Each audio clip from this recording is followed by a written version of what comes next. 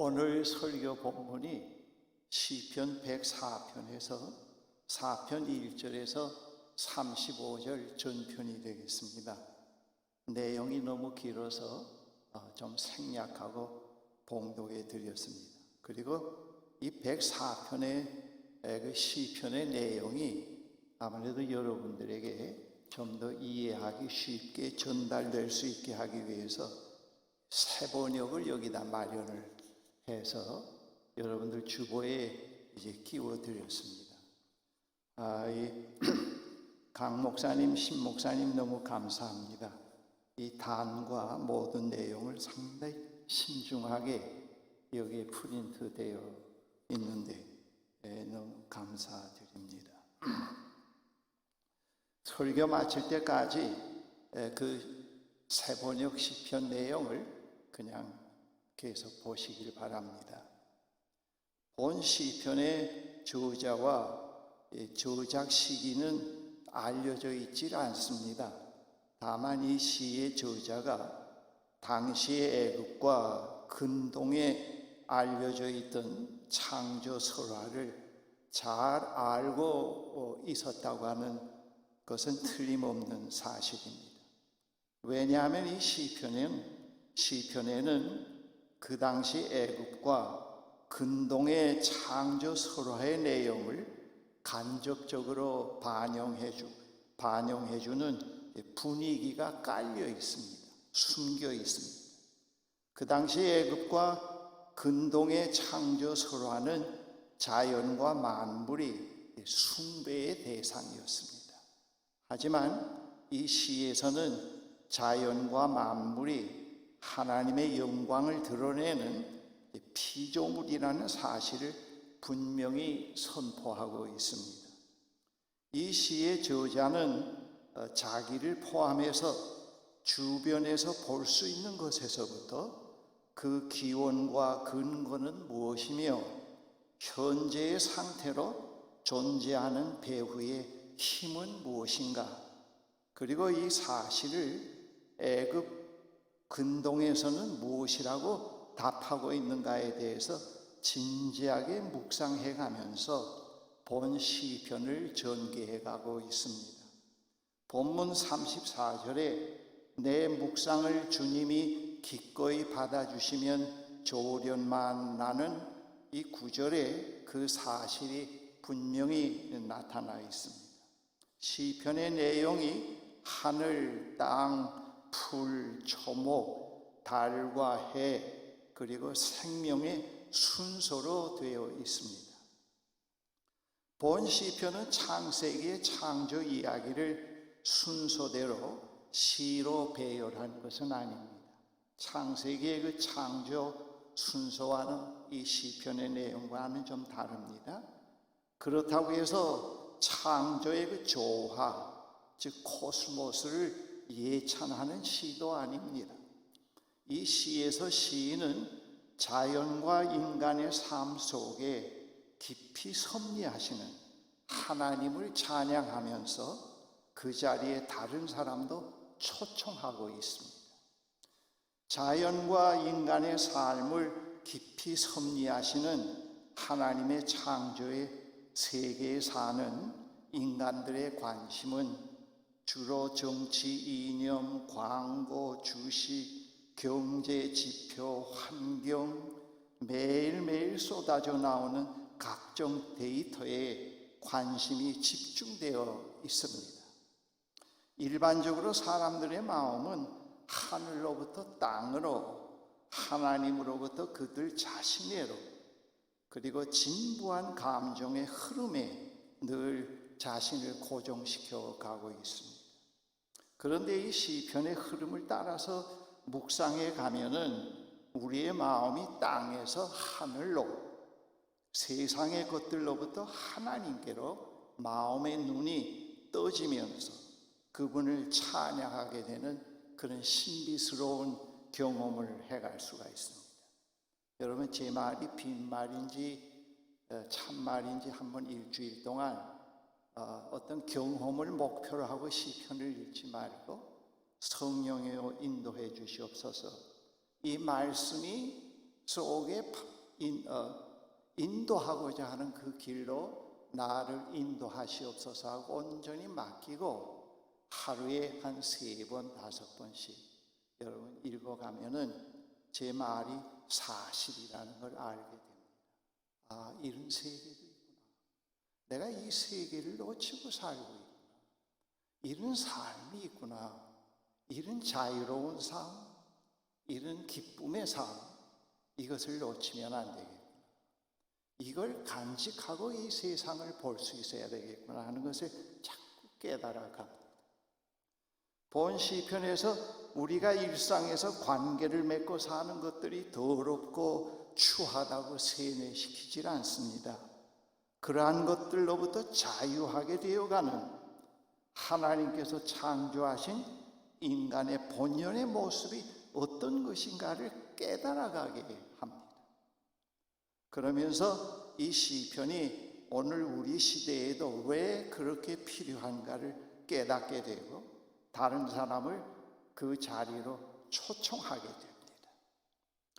이 시의 시작이 존귀와 권위를 입으신 하나님을 찬양하는 것으로 시작됩니다. 다시 말씀드리면은 시인은 묵상 가운데서 존귀와 권위를 입으신 하나님을 찬양하게 됩니다. 특별히 본문에 내 영혼이나 주님을 찬양하라고 했는데 여기서 내 영혼이라고 하는 것은 시에서 말하는 이 영혼은 인간 존재의 가장 깊은 곳에 자리하고 있는 인간의 감성과 지성과 의지보다 앞서는 인간 존재의 핵입니다. 잠자는 영혼이 하나님의 영으로 깨어날 때 하나님이 누구이심을 알게 되고 그분을 찬양하는 기적이 일어나게 됩니다.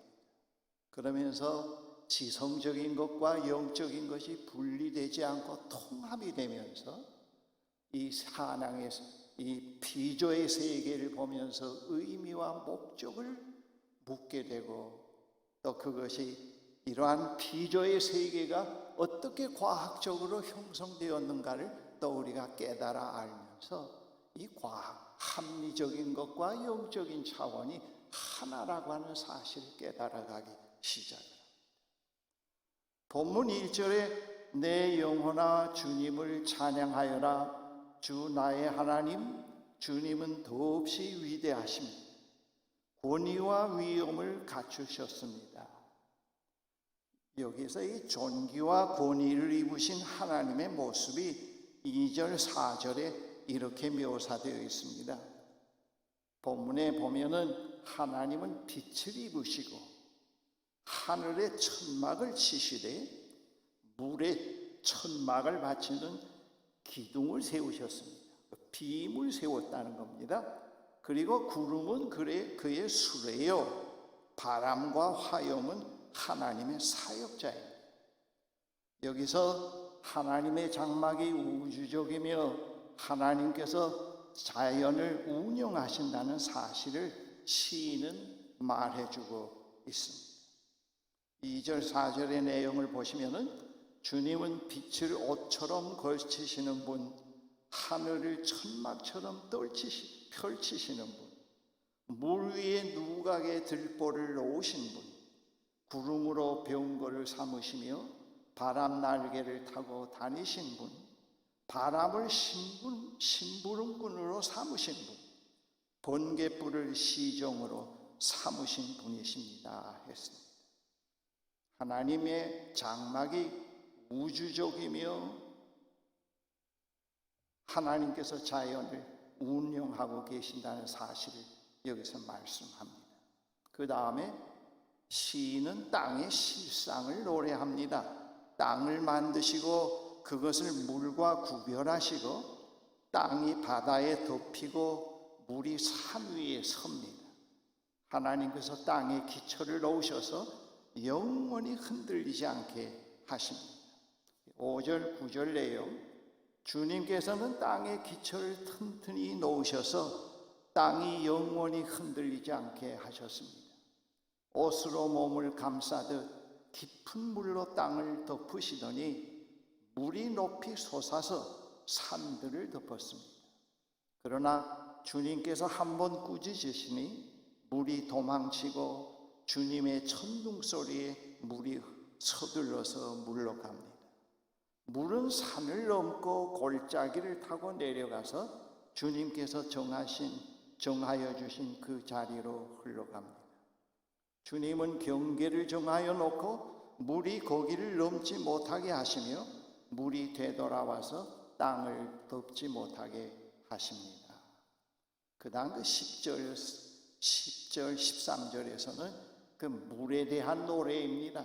하나님께서 그 샘과 비를 주셔서 초목과 인간의 생명을 지탱하게 만들어 가고 계신다 하는 겁니다. 주님은 골짜기마다 샘물이 솟아나게 하시니 산과 산 사이로 흐르게 하시니 들짐승이 모두 마시고 목마른 들나귀들이 갈증을 풉니다. 하늘의 새들도 샘 곁에 깃들며 우거진 나무 잎 사이에서 지저귀니다. 누각 높은 곳에서 산에 물을 대주시니 이 땅은 주님께서 내신 열매로 만족합니다. 다음은 초목에 대한 노래입니다. 하나님께서 나무 채에서 풀을 나게 하시고 비를 내리셔서 비로소 푸르름과 열매가 결실하게 하십니다. 이러한 표현들은 하나님께서 그러한 것들에 깊이 관여하신다는 것을 묘사하고 있습니다. 이 시를 읽으면 읽을수록 하나님이 피조 세계에 깊이 관여하고 계시고 섭리하고 계신다는 그런 데 대해서 자꾸 새로운 깨달음을 갖게 됩니다. 본문 14절, 18절에 부분적으로만 읽겠습니다. 주님은 들짐승들이 뜯을 풀이 자라게 하시고 사람들이 밭가리로 채소를 얻게 하시고 땅에서 먹거리를 얻게 하셨습니다.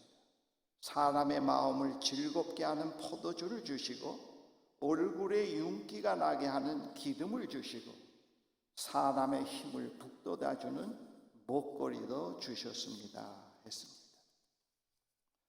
그 다음에는 달과 해에 관한 노래입니다. 이 달과 해는 이스라엘 주변 나라에서는 신으로 숭배했습니다. 그러나 이 시에서는 그러한 것들은 하나님의 피조물에 불과한 것이라는 걸 말씀하고 있고요. 이스라엘에서는 달이 그들의 그 일자와 연한의 기준이었습니다. 그들은 음력을 사용하였습니다. 하루가 저녁에서 시작되었고요. 달이 절기를 알려주었습니다. 특히 어두움도 하나님의 섭리가 들어있는 질서의 한 부분이라는 걸 말씀합니다. 사람에게는 휴식을 어두움이요 맹수에게는 삶의 무대를 제공하는 것이 밤이라고 하는 것을 말씀하고 있습니다. 19절 23절에 때를 가늠하도록 달을 지으시고 해에게는 그 지는 때를 알려주셨습니다. 주님께서 어두움을 들이우시니 밤이 됩니다. 숲속의 모든 짐승은 이때부터 움직입니다. 젊은 사자들은 모기를 찾으려고 으르렁거리며 하나님께 모기를 달라고 울부짖다가 해가 뜨면 물러가서 굴에 눕고 사람들은 일을 하러 나와서 해가 저물도록 일합니다. 다음은 바다와 하나님의 창조에 관한 전반적인 노래입니다. 24절 26절에 주님께서 손수 만드신 것이 어찌 이리도 많습니까? 이 모든 것을 주님께서 지혜로 만드셨으니 땅에는 주님이 지으신 것으로 가득합니다. 저 크고 넓은 바다에는 크고 작은 고기들이 헤아릴 수 없이 우글거립니다. 물 위에는 배들도 오가며 주님이 주신 리오야단도, 여기 리오야단이라는 것은 바다 큰 용을 말합니다. 그 속에서 놉니다. 다음은 생명에 관한 노래인데요. 이 모든 생명은 하나님의 해 아래에 있을 때만 그 존재가 가능하다고 하는 걸 얘기를 합니다. 하나님의 은혜를 거두어 드리게 되면은 인간은 티끌로 돌아가게 되고, 생명의 존재는 하나님의 창조의 영이 세상과 자연 속에 섭리하시기 때문에 존재할 수 있다는 것을 말해주고 있습니다. 부분적으로만 읽겠습니다. 27, 30절.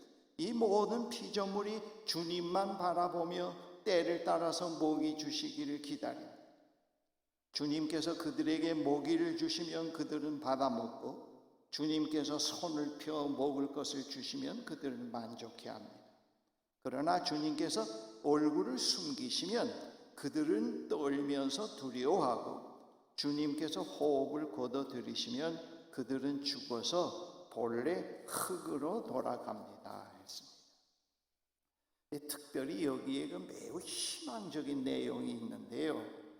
그것이 무엇인가 하면은 하나님께는 리사이클링이 없다는 겁니다. 우리는 자꾸 지구의 그 파괴를 염려해서 모든 걸 어떻게 하면 리사이클링 할까 하는데 많은 지금 투자를 하고 있지 않습니까? 근데 이 본문 보면은 그 하나님께는 재활용이 아니고 새로운 창조라는 걸 말씀합니다. Recreative. 본문 30절에 보면은 주님께서 주님의 영을 불어넣으시면 그들이 다시 창조됩니다. 주님께서는 땅의 모습을 다시 새롭게 하십니다. 마지막 결론으로 창조주에 대한 찬양으로 끝을 맺습니다. 시인은 창조 질서에서 벗어난 죄악된 것을 제거해달라고 간구합니다. 그리고 할렐루야로 끝을 맺습니다. 이 하나님이 깊이 섭리해 가시는 이런 피조 세계에 악이 존재한다는 걸 얘기를 합니다. 그러나 그 악이 자기의 자리를 찾을 수가 없다는 겁니다. 그리고 자기의 권세를 갖다 영구하게 펼 수 없다고 하는 것을 말해 줍니다. 마지막 결론으로 찬양의 하나님께 대한 찬양으로 끝을 맺으면서 시인은 창조 질서에 벗어난 죄악된 것을 제거해달라고 기도하고 할렐루야로 끝을 맺습니다. 32, 35절에 주님의 영광은 영원하여라. 주님은 친히 행하신 일로 기뻐하신다. 주님이 굽어보기만 하셔도 땅은 떨고, 주님이 산에 닿기만 하셔도 산이 연기를 뿜는다. 내가 살아있는 동안 나는 주님을 노래할 것입니다. 숨을 거두는 그때까지 나의 하나님께 노래할 것입니다. 그 다음 아주 중요한 내용입니다. 내 묵상이, 여러분 이 시인이 근동과 애굽 당시의 그 지방의 그러한 하나님에 대한 그 신앙과는 전혀 반대의 세계관, 그런 창조 설화가 난무하는 그런 가운데서 깊이 하나님의 인도 속에서 성령의 인도함을 받아가면서 묵상해 가는 가운데서 이 시를 썼기 때문에, 여러분 여기에 내 묵상을 주님이 기꺼이 받아주신다고 하면 좋으련만, 내 묵상이 아주 달콤하고 아름다운 스윗한 그런 것이 되기를 하나님께 되기를 바랍니다. 그러면서 나는 주님의 품 안에서 즐겁기만 할 것입니다. 주님이 기꺼이 받아주시면 좋으련만, 그러면 나는 주님의 품 안에서 즐겁기만 할 것입니다. 그러면서 죄인들아, 악인들아, 이 땅에서 사라져라, 나가라. 악인들아, 너희도 영원히 사라지리라 그랬습니다. 너희가 있어야 할 이 땅이 아니다. 이 집은 하나님의 집이다. 내 영혼아 주님을 찬양하여라. 할렐루야. 그것으로 이 시가 마감이 됩니다. 사랑하는 형제 자매 여러분, 우리는 하나님을 우리의 일상의 한 부분으로 생각하면서 살기가 쉽습니다. 다른 것들이 하나님보다 다 중요한 것들로 가득 차 있고요. 그 중에 하나님이 한 부분이라고 그렇게 생각하면서 살 수가 있는데, 본 시편에서 말씀하는 것은 우리 자신을 포함해서 모든 피조물이 하나님의 섭리 가운데 있다는 것을 말합니다. 우리의 시간, 즉 과거, 미래, 영원까지도 하나님의 섭리 가운데 있습니다. 그건 운명론과는 다릅니다. 운명론은 몇 년도에 태어나서 몇 살에 결혼하고 몇 살에 어떤 직업을 갖고 그러다가 죽는다, 성서에 그것을 얘기하는 건 아니에요. 고난이 올 때나 역경이 올 때나 아플 때나 무엇이 잘 될 때나 언제나 그 모든 것은 하나님의 섭리 가운데서 우리가 보아야 된다는 걸 말씀합니다. 하나님께서 그러한 가운데서 하나님께서 우리에게 요구하시는 것이 무엇인가, 거기에 대해서 질문을 던집니다. 거기에 대해서 신실하신 하나님이 이런 분이고 우리에게 신실하신 그분으로 서 있는 그분에게 대해서 우리에게 요구하시는 것이 무엇인가, 거기에 대해서 이 시편에서는 신실한 응답이라고 말씀합니다. 신실한 응답이라는 것은 영혼이 깨어나서 하나님을 찬양하는 일이라는 걸 말씀해 줍니다. 그분에 대한 최선의 응답은 우리의 영혼이 그분을 찬양하는 겁니다. 생태계를 염려하는 과학자들은 지구가 죽어가고 있다고 비관론을 말하고 있습니다. 그런데 본 시편에서는 죽어가는 지구가 아닙니다. 모든 피조물이 생명의 근원이신 하나님의 섭리 가운데 있습니다. 그분에 의해서 유지되어 가고 있고 보존되어 갑니다.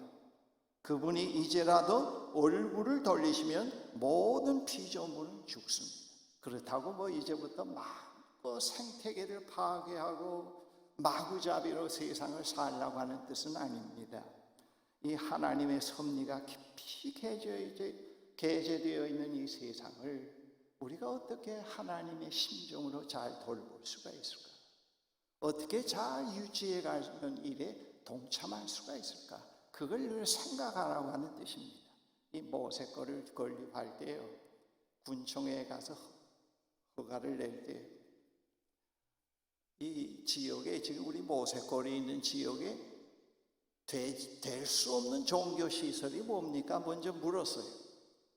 거기서 답변이 기도원, 교회, 수양관, 그런 것들이, 사찰, 그런 것들이 안 된다고. 그럼 됐습니다. 우리는 그런 것을 지으려고 하질 않고 이런 것을 만들려고 합니다 하면서 그 도면을 보여주면서 그분들에게 얘기를 했더니, 그분들의 얘기가 이 경기도 안에 산에 기도원과 수양관 같은 것들이 한 200여 개가 있다. 그런데 솔직하게 내가 이것을 하겠습니다 하면서 들어가서 한 것은 없고, 다 거짓말로 자기가 산다고 하고 들어가서 전부 다 기도원, 수양관이 들어간 데는 전부 오염이 되고 있다는 거예요. 그때 제가 그분들에게, 우리는 그렇지 않습니다.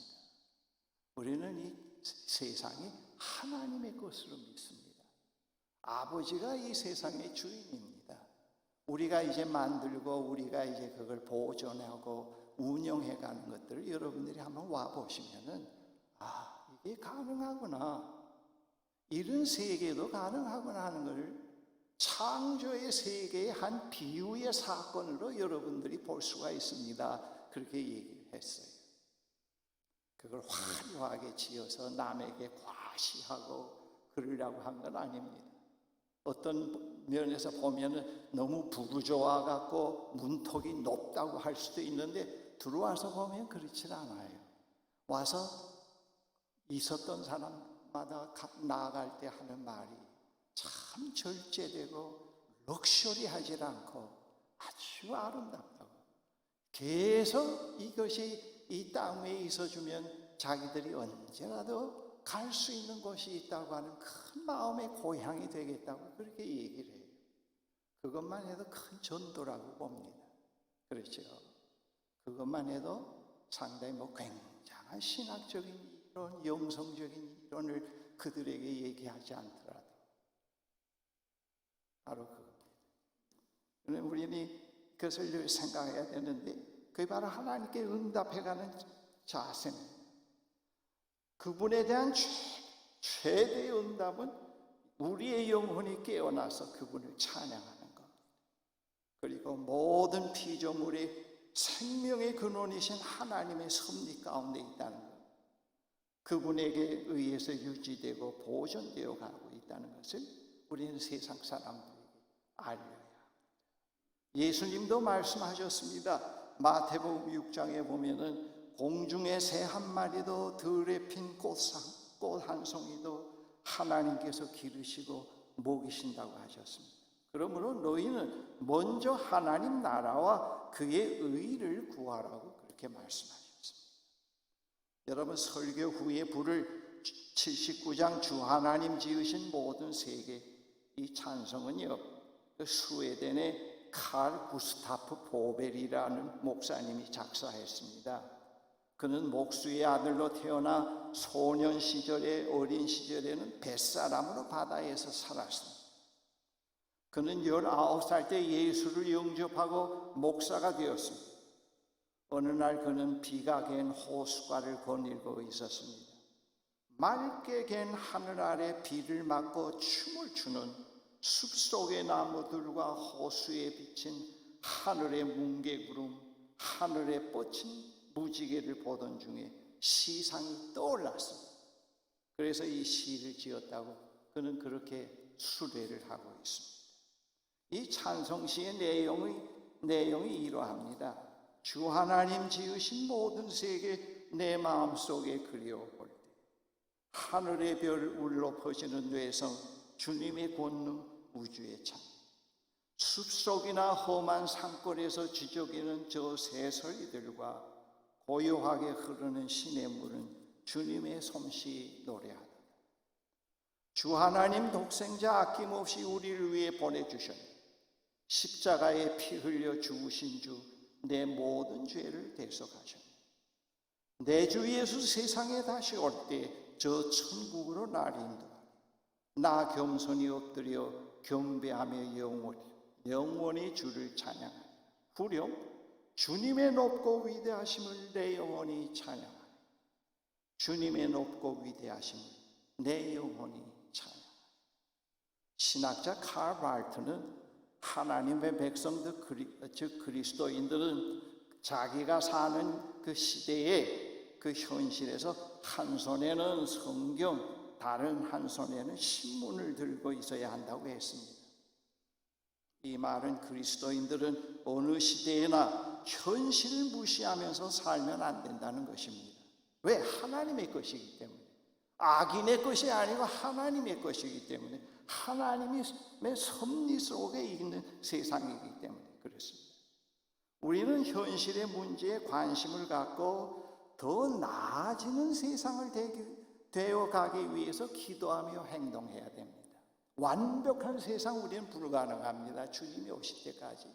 그러나 더 나은 세상이 되게 하기 위해서 기도하면서 행동해 가야 됩니다. 그러나 현실에서 일어나는 일에 전부 너무 묶여 있어서 하나님 대신에 땅으로 내려오고, 그리고 땅의 것에 묶여서 늘 이상한 어떤 정서적 감정에, 에모셔널 리얼리즘에 사로잡혀서 살면 안 됩니다. 우리는 우리의 영혼이 하나님을 찬양하는 응답의 삶에서 현실의 문제도 하나님의 앞으로 가지고 나가야 됩니다. 하나님께서 깊이 섭리하시는 이 세상에 오늘 이런 일들이 있네요. 주요 이런 일들이 있네요. 이걸 우리가 어떻게 이해하고 받아들여야 될까요? 여기에서 어떻게 우리가 응답해 갈 수 있어야 될까요? 우리 아버지에게 그렇게 기도해야 돼요. 그러나 악이 있지만은 또 한편 이 세상을 볼 때 하나님을 찬양할 수밖에 없네요. 그래서 그렇게 기도해야 되겠죠. 제가 그 양평에 땅 보러 다니면서 한 60군데 양평 홍천 쭉 다니다가 양평을 정했는데요. 첫 인상이 모텔이 많고, 그 다음에는 전부 음식점이고, 상당히 난개발로 보여요. 잘못 택한 게 아닌가 그렇게 생각이 됐는데, 그 다음 모세 거를 건립하는 과정에서 상당히 중요한 것을 보았습니다.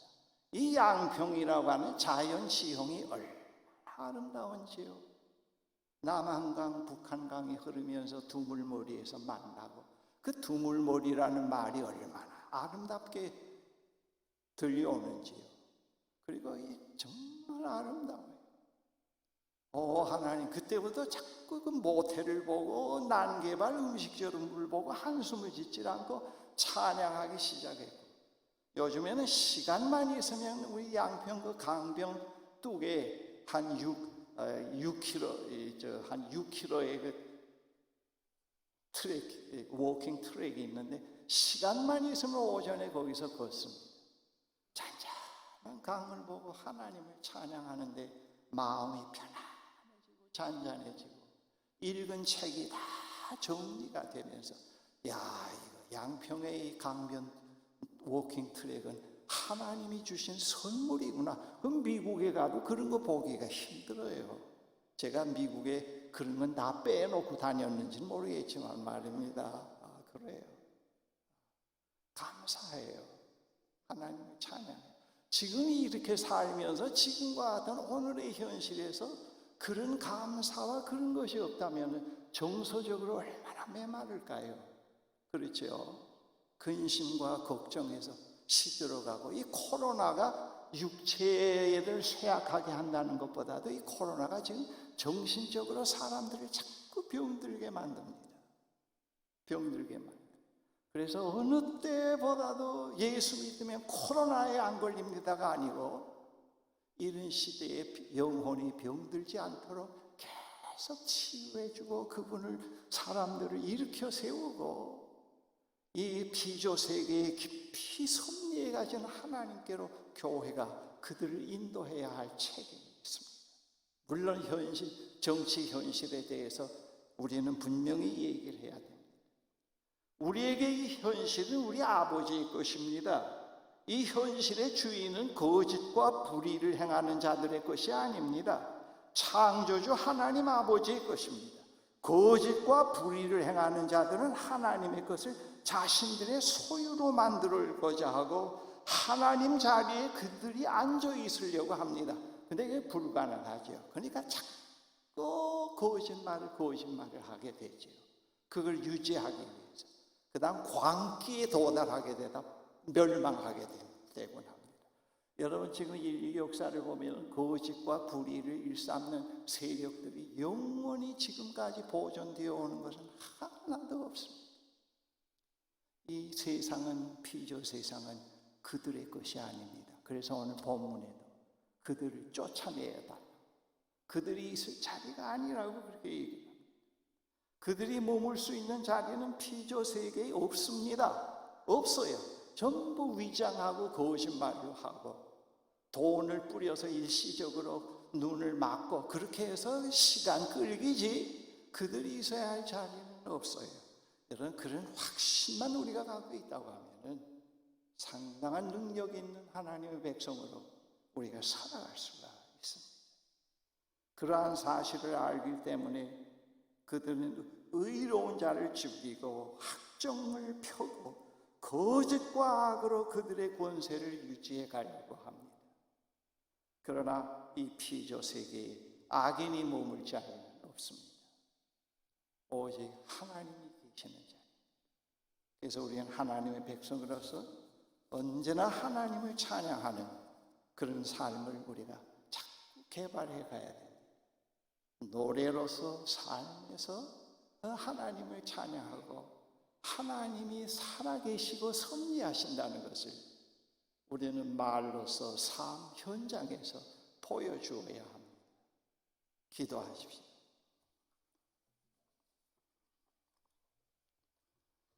사랑의 하나님, 감사합니다. 이 세상은 악인의 것이요, 악을 행하는 자들이 주인인 것처럼 그렇게 생각이 되고, 탐욕과 욕심에 의해서 살아가는 사람들이 잘 되는 것처럼 보여집니다만은 그거는 거짓이고 잘못된 세뇌입니다. 진정한 참된 진리는 오늘 시인이 말씀하신 이 내용에 있습니다.